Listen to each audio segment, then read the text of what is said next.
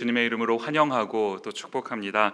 오늘은 은혜와 평강 사이라는 제목을 가지고 하나님 말씀 같이 살펴보도록 하겠습니다. 최근에 이제 하도 유명하다고 해서요, 제가 드라마를 한 편 보게 되었습니다. 그 드라마 이름이 뭐냐 하니까 DP라는 이제 드라마인데요. 아마 보신 분들도 계실 거라고 생각을 합니다. 이제 이 드라마가 그 한국 군대를 이제 배경으로 한 이제 그런 드라마인데요. 이 군대 안에 있는, 아마 저보다 더 많은 것을 알고 계실 것 같습니다만, 그 군대 안에 있는 그 가혹행위, 또 뭡니까, 또 그 변하지 않는 어떤 그런 문화들, 이제 아마도 이 작가가 이제 이런 것들을 드라마를 통해 이제 좀 지적하고 싶었던 게 아닐까, 이제 그런 생각을 하게 되는데요. 이 드라마를 이제 다 보고 나서 제 마음속에 계속해서 이제 되뇌어지는, 그 드라마 속에서 보았던 그 한 장면, 어떤 그 대사가 계속 생각이 나는 겁니다. 이제 그게 뭐냐 하니까요, 이제 이 극 중에서 참 어떤 그 병장이에요. 이제 이 병장이 참 나빴습니다. 그래서 이제 가혹행위를 막 하는 거예요, 후임병들에게. 너무나 이 리얼하게 이 병장 연기를 잘 해가지고요, 이렇게 보면서 소름이 돋을 그럴 정도였는데, 나중에 제가 이제 인터넷 기사를 보다가 깜짝 놀란 게, 이 병장 역할을 했던 사람이 미필, 아직 군대를 안 간 사람이래요. 걱정이 되는 게, 나중에 군대 가면 어떡할까 싶은 그런 생각이 드는데, 아무튼 이제 이 병장이 그 극 중에서 했었던 그 대사인데 뭐냐 하니까요, 이런 겁니다. 그래도 되는 줄 알았어. 짧은 말인데요. 그래도 되는 줄 알았어. 이제 이 병장한테 그 가혹행위를 당했던 그 후임병이 이제 나중에 이제 이 병장을 찾아간 거예요. 그래서 이제 그 앞에서 왜 그랬냐고, 도대체 나한테 왜 그랬냐고 막 이렇게 막 하는 거 아니겠습니까? 그런 이제 질문에 대해서 이 병장이 대답으로 한 말이에요. 그래도 되는 줄 알았어. 제가 이 말이 계속해서 곱씹어지더라라는 겁니다. 이 군대라고 하는 어떤 그 특수한 곳이죠. 굉장히 폐쇄적인 그런 곳에서 그냥 늘 그렇게 해왔던 일이다가 보니까 그냥 아무 생각 없이, 자기도 그랬었던 거고 그 이전에도 그랬었던 거고, 그러다가 보니까 아무런 어떤 그 반성 없이 그냥 그래도 되는 줄 알고 그냥 그렇게 살아왔었다라는 그런 말 아닙니까? 제가 이제 이 장면을 가만히 묵상을 하면서요, 아무래도 저는 그 목회자다가 보니까 이제 이것을 신앙의 영역으로 한번 이렇게 가지고 와서 한번 생각을 해보게 되는 거예요. 무슨 말입니까? 이 세상이라고 하는 곳은 그냥 늘 그래 왔으니까요. 세상의 방식은 그냥 항상 그랬던 것 아닙니까? 그래서 저희가 그 세상을 살면서 그래도 되는 줄 알았어. 그냥 세상이 그런 곳이라고 해서 저희가 그냥 그 세상의 어떤 방식에 그냥 그렇게 휩쓸려서 살아도 되는 거겠습니까? 저희가 이제 이런 관점으로요, 이제 오늘부터는 그 에베소서 말씀을 저희가 함께 살펴보게 될 텐데요, 이 에베소서 말씀을 저희가 함께 묵상해 보면서 먼저는 저희가 이 세상 가운데서 어떤 사람인지, 나의 존재가 과연 어떠한 존재인지, 또한 이런 존재인 우리가 이 세상을 어떻게 살아가야 되는 것인지, 이제 이 부분을 함께 살펴봤으면 좋겠는 겁니다. 이제 저희가 함께 살펴보려고 하는 이 책이 에베소서니까요, 이제 먼저 이 에베소가 어떤 곳이었는지를 한번 좀 찾아보는 거, 이게 의미가 있을 것 같은데요. 신약 사도행전 19장 28절 말씀에 보시면 이제 이렇게 기록을 합니다. 저희가 이 말을 듣고 분이 가득하여 외쳐 가로되 크다 에베소 사람의 아데미여 하니, 이 에베소는 지금 이 기록에 보니까요, 아데미라고 하는 그 여신을 이제 숭배하는 그런 도시였습니다. 이 아데미 여신은요, 아마도 그 사진으로 한두 번씩 보셨을 것 같아요. 그 가슴이 이렇게 여러 개 있는 이제 그런 어떤 여인의 형상을 띈 그런 이제 신의 모습인 것 아니겠습니까? 그게 뭘 말하는 거겠습니까? 풍요와 다산을 상징하는 이제 그런 신, 그게 아데미 여신인 거거든요. 이런 신을 섬기던 곳이 에베소였다라는 겁니다. 게다가 제가 이 사도행전 기록을 이렇게 가만히 보면서 발견한 한 가지 흥미로운 점이 뭐냐 하니까요, 이 에베소라는 곳은요, 이 아데미라고 하는 풍요와 여신을 숭배하는 그 신, 그 아데미라는 신을 활용해서 만몬을 섬기고 있던 그런 곳이더라라는 겁니다. 무슨 말이냐니까요, 사도행전 19장 25절 말씀에 보시면 그가 그 직공들과 이러한 영업하는 자들을 모아 이르되 여러분도 알거니와 우리의 유족한 생활이 이 업에 있는데. 무슨 말입니까? 우리의 유족한 생활, 우리의 풍족한 생활, 우리가 아데미를 섬기는 그 일을 인해서 우리가 풍족하게 생활할 수 있다라는 것 아닙니까? 지금 이게 어떤 그들의 그 아데미를 섬기는 그 종교심마저도 돈을 벌기 위한 수단으로 사용하고 있다라는 것 아닌가요? 제가 이걸 가만히 이렇게 보면서요, 지금 어떤 이 에베소에 살고 있었던 이 사람들만의 문제가 아니라 디모데후서 3장 1절과 2절 말씀해 보시면 이렇게 기록하더라는 겁니다. 너가 이것을 알라. 말세에 고통하는 때가 이르리니 사람들은 자기를 사랑하며 돈을 사랑하며 자긍하며 교만하며 회방하며 부모를 거역하며 감사치 아니하며 거룩치 아니하며. 말세에 어떤 일이 생긴다는 겁니까? 사람들은 자기를 사랑하며, 자기를 사랑하는 일이 뭡니까? 바로 이어지는 돈을 사랑하며. 지금 여기서 이 돈이라고 한 것은 어떤 그 대표적인 상징적인 그 대표성을 띠는 것을 말하는 것 아닌가요? 디모데후서 3장 4절 말씀 이어서 보시면 그 뒷부분에 쾌락을 사랑하기를 하나님 사랑하는 것보다 더하며. 저희가 하나님을 사랑하는 것보다 더 사랑하는 것, 사실 저희가 이런 유혹에서 자유로울 수 있는 겁니까? 제가 이제 주중에 교회 출근을 하면요, 아침에 출근을 하면 이제 꼭 하는 일이 한 가지가 있는데요. 이제 그게 뭐냐 하니까 이메일을 이제 확인하는 겁니다. 아마 회사 다니시는 분들이나 많은 분들 공감하실 것 같아요. 이렇게 이메일을 열면 스팸 메일이 참 많이 옵니다. 별의별 메일이 다 와요. 그래서 이제 막 열심히 지워야 되는데요. 최근에는 그 스팸 메일 중에 광고죠. 핸드폰 광고가 막 오더라고요. 최근에는요, 핸드폰이 접힌대요. 이게 너무 웃기는 게, 제가 그 불과 한 10년 전만 해도요, 저희 항상 예전에 그 접히던 핸드폰을 이제 쓰셨던 것 아닙니까? 그러다가 10년 전에 어떻게 됐습니까? 이제는 더 이상 안 접어도 되는 이제 스마트폰이 나왔다고 막 그렇게 광고를 했었던 거, 사람들이 막 거기에 열광을 했었던 게 기억이 나는데, 그때는 이제 그게 안 접히는 게 새 거였는데, 이제는 또 시간이 지나서요, 이제 접힌다고, 이제 여러분의 핸드폰을 접을 수 있다고, 이게 새 거라고, 이걸 사라고 이제 막 광고를 막 보내는 거예요.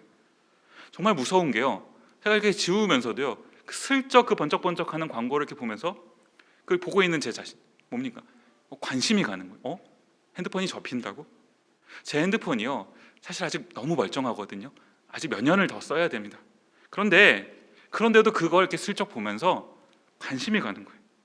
이걸 가만히 이렇게 보면서요, 제 반응이 그냥 너무나 자연스럽게 그 광고를 이렇게 보고 있는, 그래서 그게 굉장히 무서운 것 아니겠습니까? 오늘 지금 바울이요, 이 에베소에 살고 있는 사람들한테 편지를 쓰면서요, 에베소서 1장 2절 말씀입니다. 하나님 우리 아버지와 주 예수 그리스도로 쫓아 은혜와 평강이 너희에게 있을지어다. 여기 보시면 은혜와 평강, 이제 이런 표현이 나오는데요, 뭐가 은혜인 거고 뭐가 평강인 겁니까?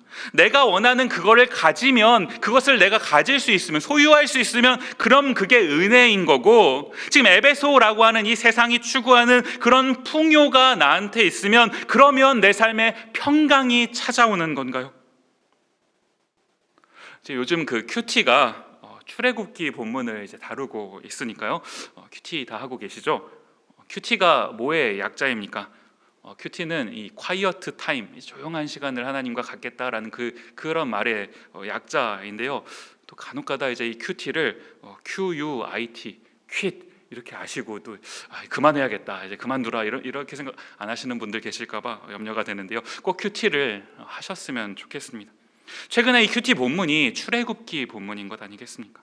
제가 그걸 보면서도요, 가만히 한번 생각을 해보게 되는 거예요.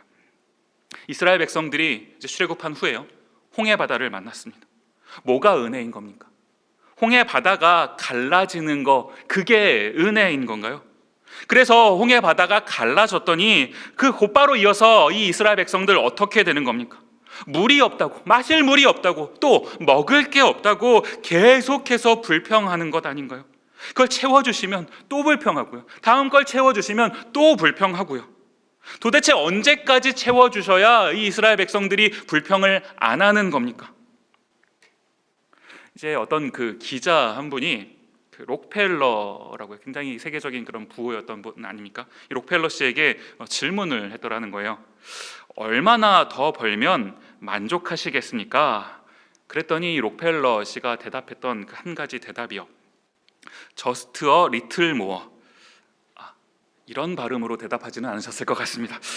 저도 이제 조금만 더 영어를 잘했으면 좋겠는데요. 이 조금만 더. 이 굉장히 무서운 말 아닙니까? 조금만 더요. 저희 인간의 욕심은 끝이 없다는 것 아닌가요? 체스터턴이라는 분이 이제 이런 말씀을 하셨어요. 넉넉하게 소유하는 두 가지 길이 있다. 하나는 더욱더 많이 축적하는 것이고 다른 하나는 덜 욕망하는 것이다. 한 번만 다시 읽어드릴게요. 넉넉하게 소유하는 두 가지 길이 있다. 하나는 더욱더 많이 축적하는 것이고 다른 하나는 덜 욕망하는 것이다.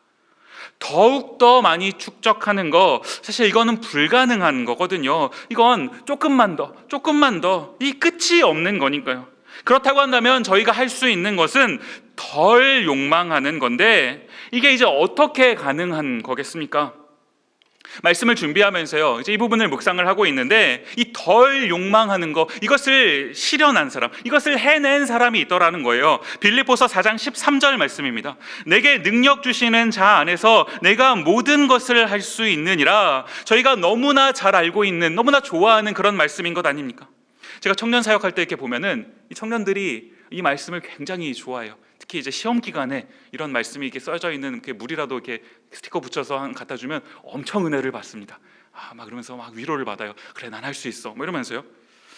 그런데 사실 이 내용을 저희가 정확하게 알고 있다면 정말 내가 생각하는 그런 위로를 받을 수 있는 구절인가 고민하게 되는 그런 말씀인 것 아니겠습니까?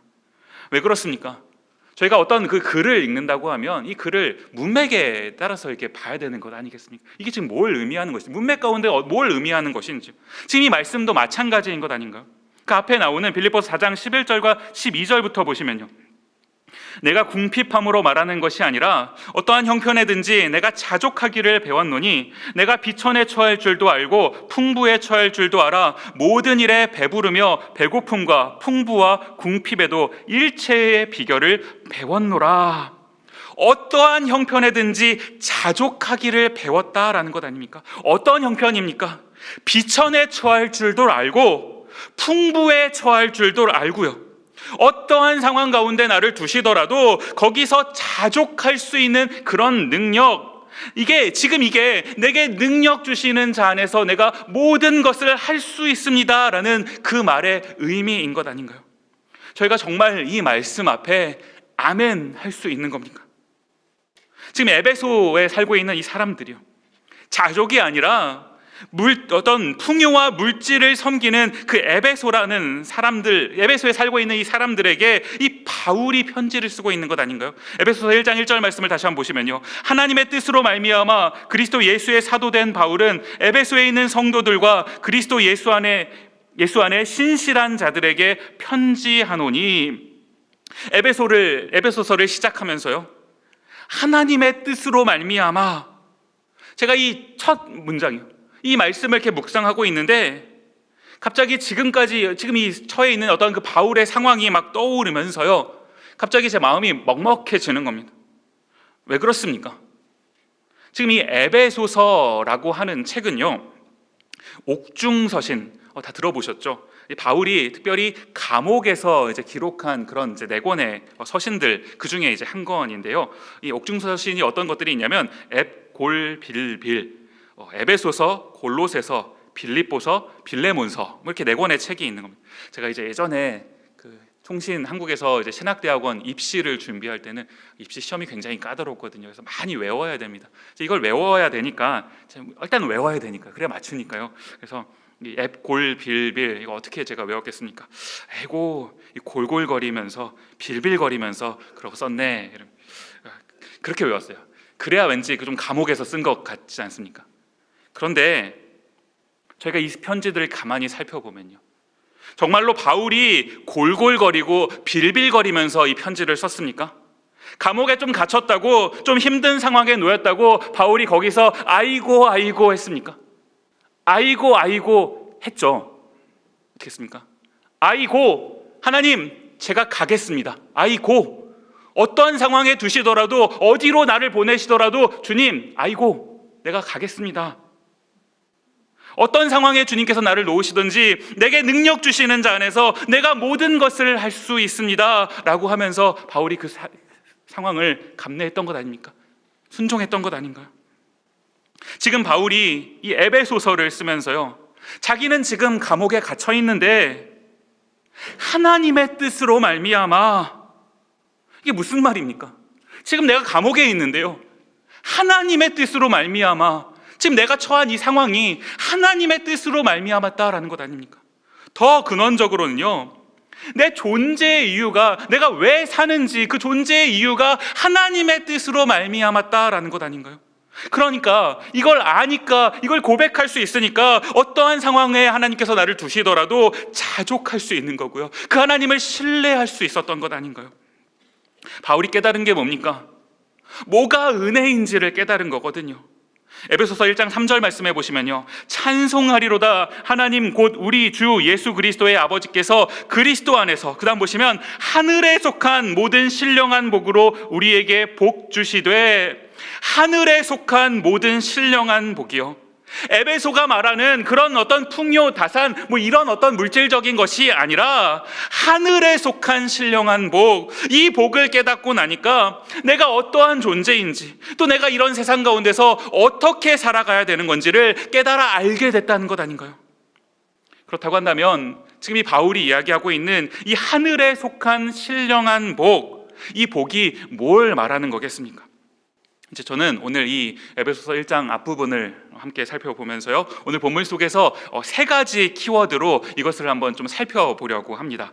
이제 먼저 첫 번째 키워드가 뭐냐 하니까 예정이라는 키워드예요. 에베소서 1장 5절 말씀에 보시면요, 그 기쁘신 뜻대로 우리를 예정하사 예수 그리스도로 말미암아 자기의 아들들이 되게 하셨으니, 중간에 보시면 예정하사, 미리 정하셨다라는 말인 것 아니겠습니까? 이제 이 5절 말씀은요, 사실 4절 말씀과 함께 보시면 조금 더 분명하게 의미를 저희가 파악할 수가 있는데요, 4절을 보시면요, 곧 창세 전에 그리스도 안에서 우리를 택하사 우리로 사랑 안에서 그 앞에 거룩하고 흠이 없게 하시려고 택하사라는 거예요. 하나님께서 어떤 그 의지를 가지시고 창세 전에, 세상이 있기도 전에 우리를 선택하셨다라는 것 아닙니까? 저희가 이제 이 예정이라는 것에 대해서 살펴볼 때마다 늘 이렇게 따라오는 그런 질문이 있는 겁니다. 우리 인간에게는 그 자유의지, 많이 들어보신 것 아니겠습니까? 자유의지라는 것도 있는데, 이 자유의지가 뭡니까? 자유롭게 내가 무언가를 선택할 수 있는 거예요. 그런데 내가 자유롭게 선택한다고 그것을 선택했는데 그게 이미 예정되어 있는 거라고 한다면, 그럼 이걸 자유라고 할 수 있는 것인가? 저희가 이제 이런 상황, 이런 질문에 어떻게 대답을 해야 되는 걸까요? 제가 이제 8년이 조금 넘었습니다. 미국에 온 지 이제 8년이 조금 넘었는데요, 처음에 이제 버지니아에 있는 한 학교로 공부를 하러 이제 왔습니다. 공부를 하면서 이제 석사 과정을 마치다가요, 조금 더 이제 깊이 공부하면 좋겠다라는 그런 부분이 이제 생겼어요. 그 이제 과목이 뭐냐 하니까 저희 신학 가운데서도 특별히 기독교 윤리학이라고 하는 그런 과목에 조금 더 이제 관심이 깊이 생긴 겁니다. 그래서 이 부분을 더 공부를 해서 이제 그렇게 해서 혹시 하나님께서 허락하시면 교수가 되어서 교수 사역을 할 수 있어도 참 좋겠다라는 그런 꿈을 가지고 있었거든요. 그래서 이제 그 과정을 공부하러요, 이제 보스턴에 위치한 보스턴 유니버시티라는 학교로 이제 제가 이제 가게 된 겁니다. 이 보스턴 유니버시티라서 줄여서요, 사람들이 이제 이것을 BU라고 부르더라고요. 제가 왜 그 수많은 학교 중에서 이 BU를 선택했냐 하니까 성경에 보면 그 예수님께서 늘 비유로 말씀을 하신 것 아니겠습니까? 그래서 제가 비유를 선택하네요. 웃자고 하는 소리고요.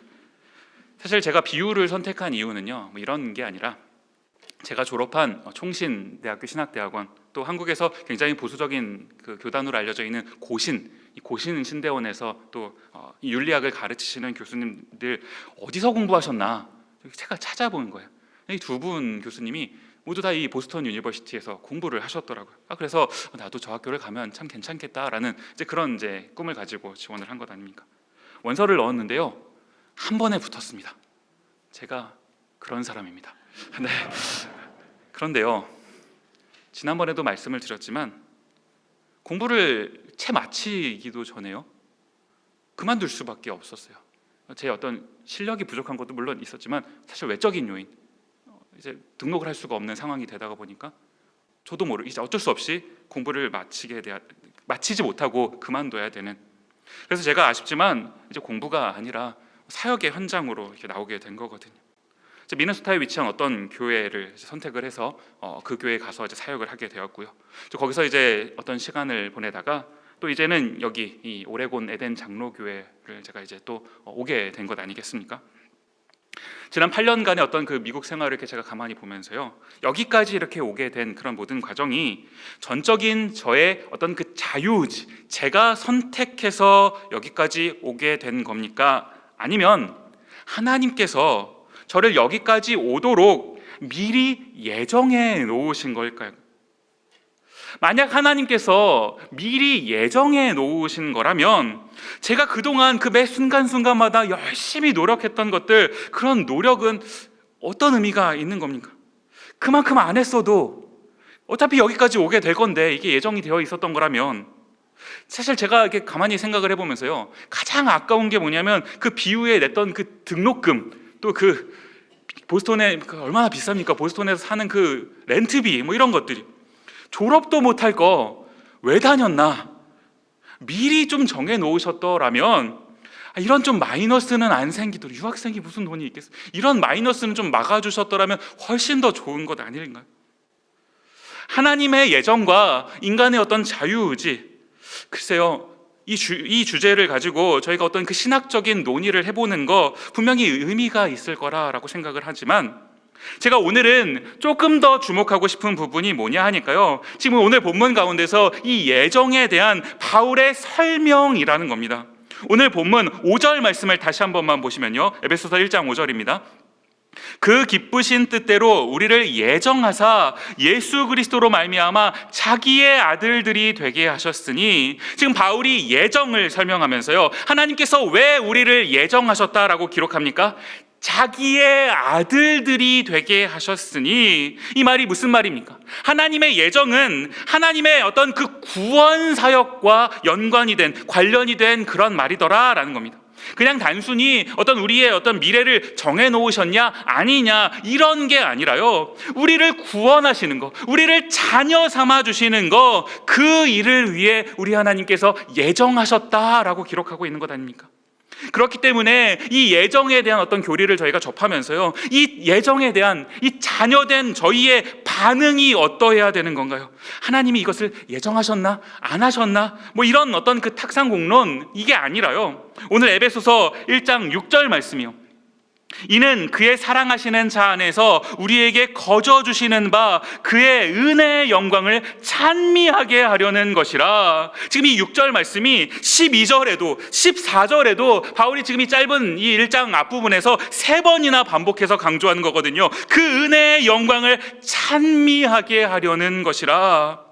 하나님께서요, 저희를요, 하나님을 믿는 저희를 하나님의 자녀 삼아 주시기로 예정하신 겁니다. 창세전에 하나님께서 이미 그 뜻을 가지시고 저희를 선택해 주셨다라는 거예요. 이것이 지금 바울이 이야기하고 있는 하늘에 속한 복, 이 하늘에 속한 복의 첫 번째인 것 아니겠습니까? 그러는가 하면 두 번째 키워드는요, 속량이라는 키워드입니다.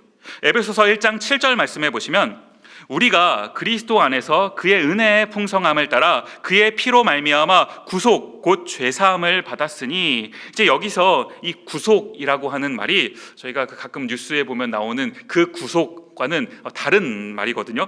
그래서 이제 개역 개정 성경은 이 구속이라는 말을 속량이라는 말로 이제 바꾸어서 번역을 한 겁니다. 이 속량이라는 말이 가지는 그 의미가 뭐냐 하니까요, 이런 거예요. 몸값을 지불하고 노예를 자유케 한다. 왜 이제 이 속량이라는 말이 의미가 있는 말인지 느낌이 오시는 것 아니겠습니까? 몸값을 지불하고 그 노예를 자유롭게 해줄 사람은요, 정상적인 사고를 가진 사람이라면 없습니다. 우리가 몸값을 지불하고 그 노예를 나를 위해 살 수는 있어도요, 내가 굳이 내 돈을 들여서 그 노예를 자유롭게 해줄 사람은 없는 것 아닌가요? 그런데 이런 일이 일어나지 않을 것 같은 이런 일이 일어났다라는 거예요. 요한복음 8장 34절 말씀에 보시면요, 예수께서 대답하시되 진실로 진실로 너희에게 이르노니 죄를 범하는 자마다 죄의 종이라. 누가 죄의 종입니까? 죄를 범하는 자마다 죄의 종이라. 그러면 죄가 무엇인데요? 창세기 2장 17절이 어떤 그 죄에 대해서 이렇게 설명하는 것 아닙니까? 선악을 알게 하는 나무의 실과는 먹지 말라. 너가 먹는 날에는 정령 죽으리라 하시니라. 선악과라고 하는 어떤 그 과일을 먹은 거, 그거 먹은 그 행위, 그것보다도요, 먹지 말라. 하나님께서 분명히 먹지 말라라고 말씀하셨는데 그 말씀을 어기고 먹은 거, 하나님의 말씀에 불순종한 게 죄인 것 아니겠습니까? 이 죄에 대한 대가가 뭐냐 하니까요, 정령 죽으리라. 너무나 단호한 말씀입니다. 죄를 지은 사람은요, 죽어야 됩니다. 저희가 어떤 그 사람과 사람의 일에서도요, 잘못을 졌으면 책임을 져야 되는 것 아닌가요? 그런데 인간이 하나님의 명령을 어겼으니까요, 그 하나님의 명령을 어긴 거에 대한 그 대가가 너무나 분명한 것 아닌가요? 그 죄의 대가로 저희가 죽어야 되는 건데요, 그런데 어떤 일이 일어난 겁니까? 갈라디아서 1장 4절 말씀에 보시면요, 그리스도께서 하나님 곧 우리 아버지의 뜻을 따라 이 악한 세대에서 우리를 건지시려고 우리 죄를 위하여 자기 몸을 들이셨으니, 예수 그리스도께서 그 중간에 보시면요, 우리를 건지시려고, 무슨 말입니까? 우리를 살리시려고요.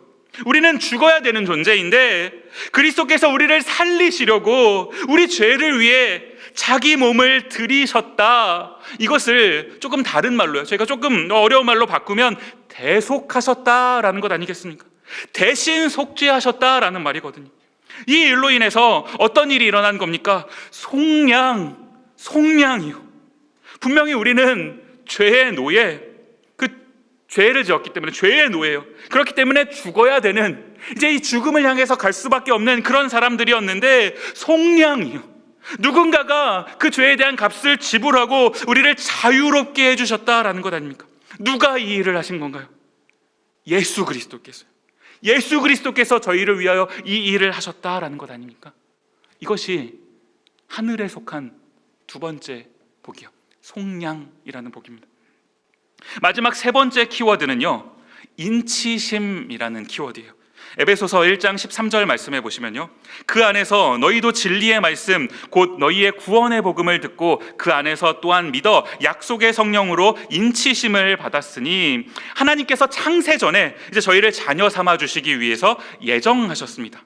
그 일을 위해서요, 이제 이것을 공짜로 하실 수는 없었거든요. 저희는 죄를 지었으니까.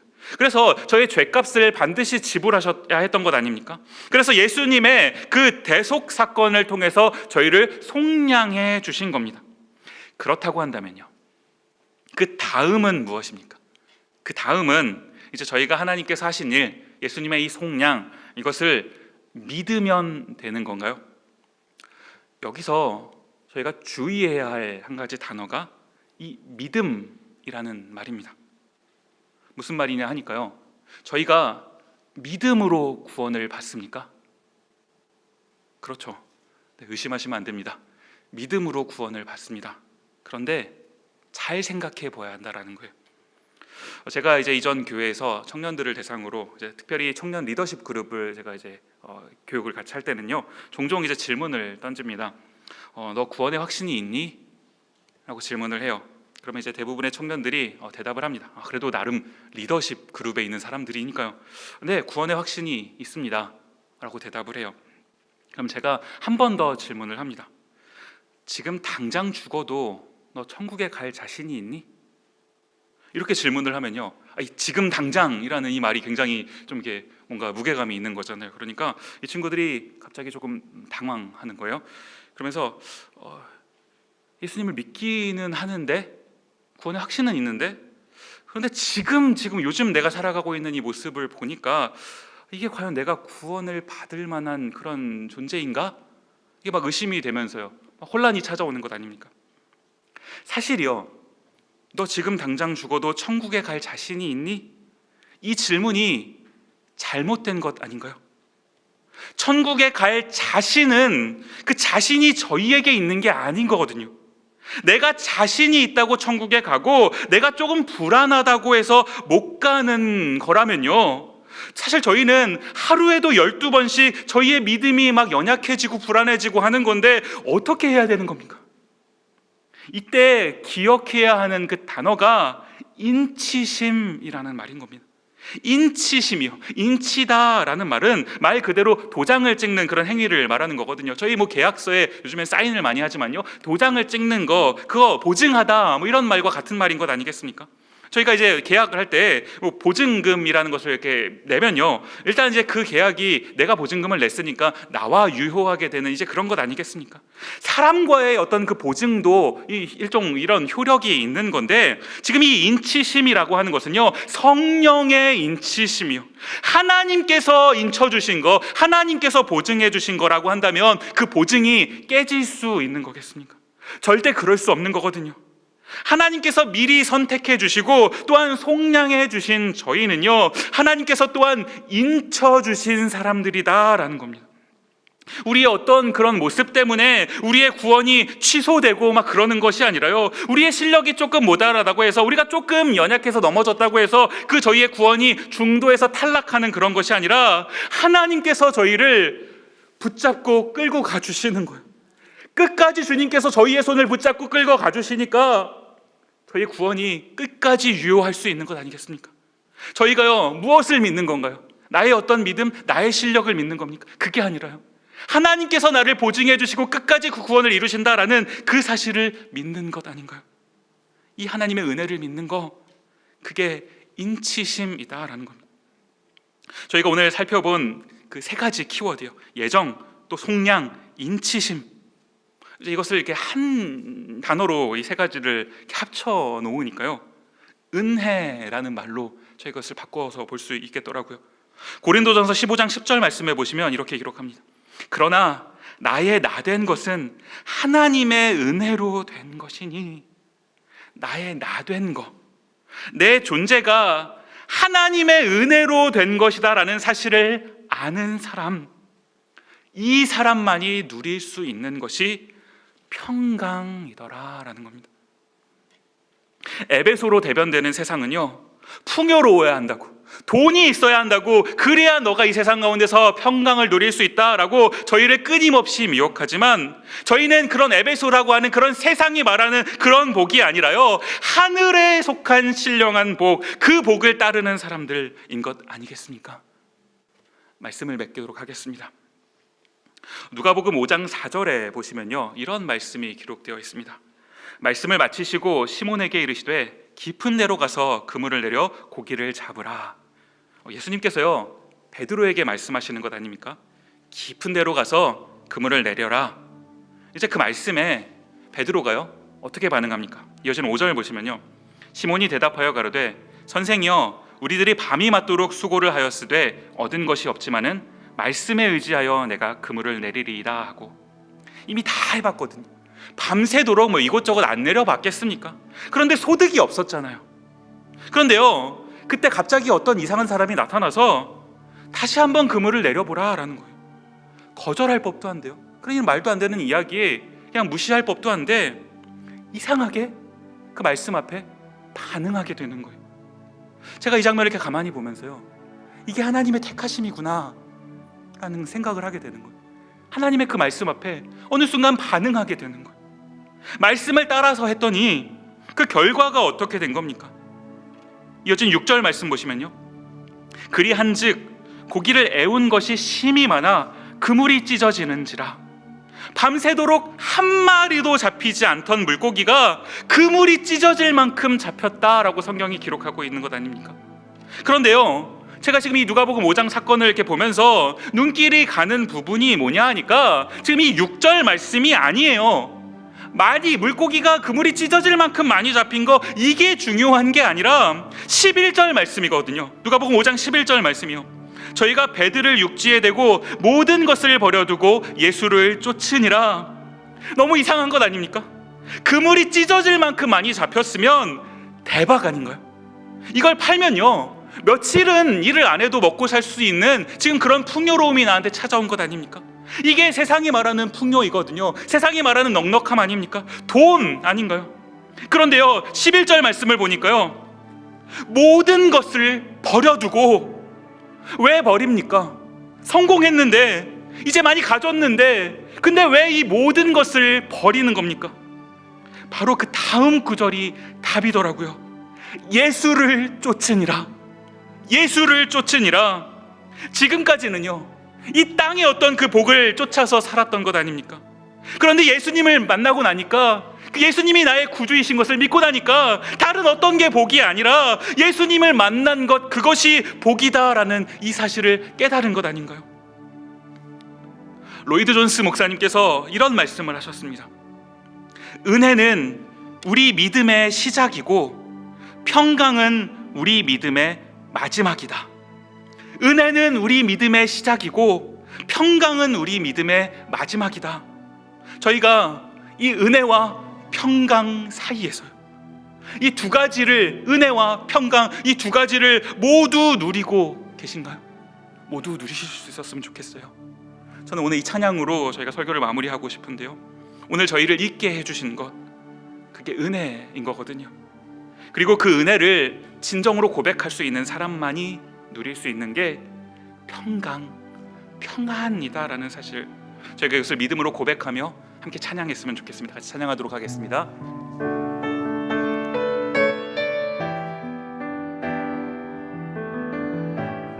오늘 말씀을 기억하시면서 함께 고백하도록 합니다. 나를 지으신 이가 하나님,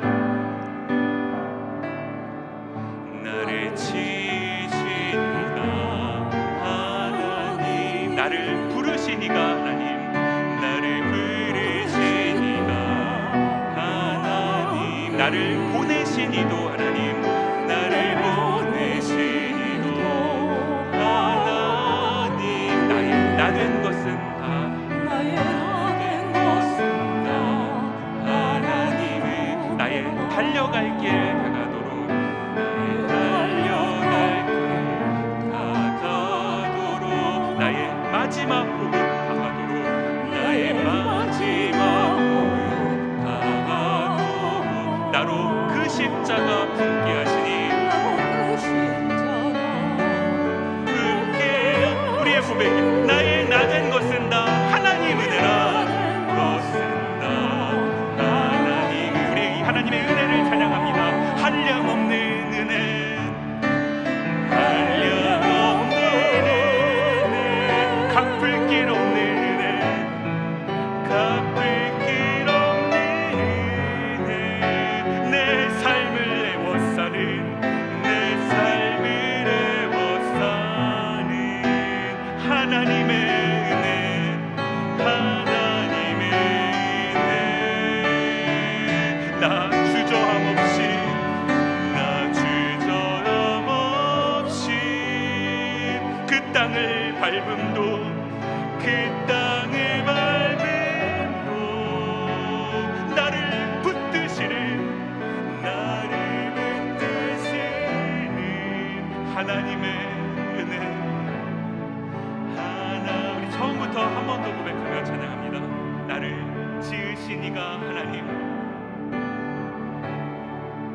나를 지으신 이가 하나님, 나를 부르신 이가 하나님, 나를 부르신 이가 하나님, 나를 보내신 이도 하나님, 나를 보내신 이도 하나님, 나의 나는 것은 다 하나님 은혜라, 것은 다 하나님, 나의 달려갈 길 다가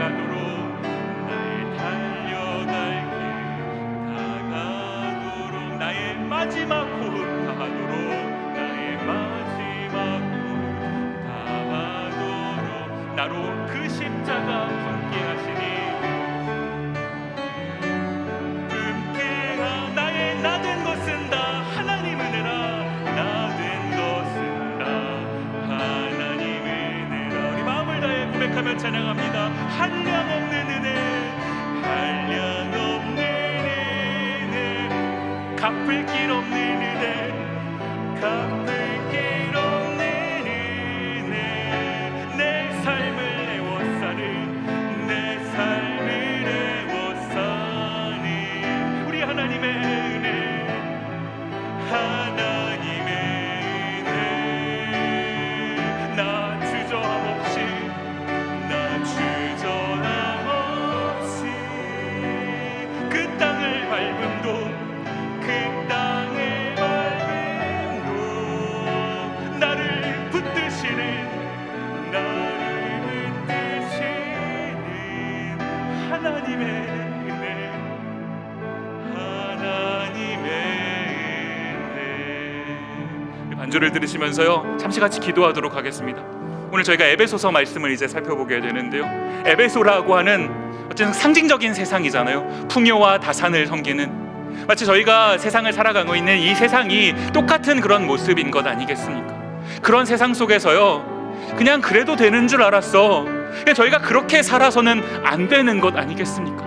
저희는요, 어떤 그런 세상의 복을 쫓아 살아가는 사람들이 아니라 하늘에 속한 신령한 복을 쫓아서 살아가는 사람들이잖아요. 하나님께서 저희를 창세전에 그 자녀 삼아주시기 위해서 택하여 주셨고요, 우리의 죄를 속량해 주시기 위해서 예수님을 보내셔서 십자가에 달려 저희 죄를 대속하신 거고요, 저희의 구원을 인쳐 주셨기 때문에 하나님께서 저희를 끝까지 자녀 삼아 주시는 거고, 저희가 그 하나님의 구속 사역 가운데서 중도 탈락되지 않는 것 아니겠습니까? 저희가 이런 사람들이거든요. 그런데 이런 세상 가운데서 그냥 그렇게 시시하게 살아서는 안 되는 거잖아요. 지금 함께 기도하실 때, 하나님, 이 에베소라고 하는 이런 상징적인 세상 가운데서 내가 시시하게 살지 않겠습니다. 이 세상의 복을 쫓아 살아가는 사람들이 아니라 하늘에 속한 신령한 복을 쫓아 살아가는 사람들 되게 없어서, 그래서 아버지 하나님, 내가 은혜와 평강을 기억하고 은혜와 평강을 믿고 그것을 누리며 살아가는 그런 사람들 되게 하여 주시옵소서. 우리 이런 기도 제목을 가지고 말씀을 기억하시면서 한번 같이 기도하는 시간 가졌으면 좋겠습니다. 같이 기도하도록 하겠습니다. 고마우신 아버지 하나님, 저희가 이 세상을 살아갑니다. 아버지 하나님, 마치 에베소에 살고 있었던 사람들의 모습과 하나님 별반 다르지 않는 것 같은 그런 세상을 저희가 살고 있습니다. 아버지 하나님, 이 세상 가운데서 세상이 저희를 끊임없이 유혹합니다. 그렇게 살아도 된다, 그렇게 살아도 된다라고 유혹하는 그런 아버지 하나님 세상의 미혹 가운데, 아버지 하나님, 저희가 흔들려서는 안 되는 것 아니겠습니까? 저희는 그런 어떤 세상의 복을 쫓아 살아가는 사람들이 아니라 하늘에 속한 신령한 복을 쫓아 살아가는 사람들인데, 아버지 하나님, 저희 그렇게 살아갈 수 있게 없어서, 주님께서 나를 선택하셨다라는 사실, 주님께서 나의 죄를 속량해 주셨다라는 사실, 그래서 자녀 삼아 주시고, 아버지 하나님, 저희를 자녀 삼아 주신 것을 인쳐 주셔서 보증해 주셔서 확증해 주신 주님, 아버지 하나님, 저희가 그런 사람임을 기억하며 아버지, 이 세상에서 시시하게 살지 않게 하여 주시옵소서. 아버지 하나님, 은혜와 평강을 누리며 그것을 고백하며 살아가는 저희 모두가 되게 하여 주시옵소서. 은혜를 더하여 주옵소서. 고마우신 아버지 하나님, 감사합니다. 아버지 하나님, 오늘 에베소서 말씀을 저희 같이 살펴보았습니다. 에베소에 살고 있었던 사람들, 하나님, 그들의 모습이 마치 오늘 우리의 모습과도 너무나 닮아 있습니다. 세상은 마치 에베소의 그 아데미 여신처럼 풍요와 다산, 어떤 그 물질을 숭배하고 그것이 옳은 것인 양 저희를 미혹합니다. 저희 세상 살아가다가 보면 때로 저희가 하나님 그런 세상의 가치 가운데서 흔들릴 때도 있음을 주님 정직하게 고백합니다. 그러나 주님, 저희는 그런 세상의 어떤 이 땅에 속한 복을 쫓아 살아가는 사람들이 아니라 하늘에 속한 신령한 복을 쫓아 살아가는 사람들임을 기억하게 하여 주시옵소서. 이 일을 위해서 아버지 하나님, 저희를 창세전에 택하여 주셨고 자녀 삼아 주셨고, 주님, 저희의 죄를 속량해 주셨고, 주님께서 인쳐 주셔서 저희의 구원을 확증해 주신 것, 저희가 이런 존재인데 이 세상 가운데서 시시하게 살아선 되겠습니까? 주님, 시시하게 살지 않도록 저희를 인도하여 주시옵소서. 하나님의 이 은혜와 이 은혜를 아는 자만이 누릴 수 있는 이 평강, 아버지 하나님, 이것을 기억하며 이 은혜와 평강을 하나님 믿고 이것을 누리며 살아가는 저희 모두 되게 하여 주시옵소서. 감사드리옵고 예수님 이름으로 기도드립니다. 아멘. 다 같이 자리에서 일어나셔서 주기도문 찬양하시겠습니다.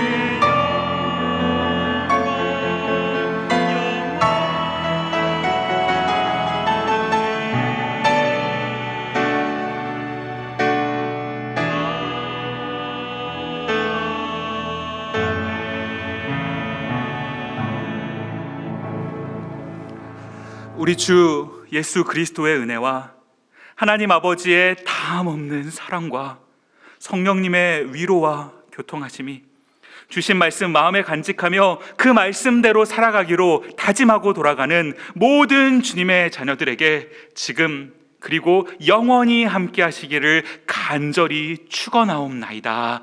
아멘.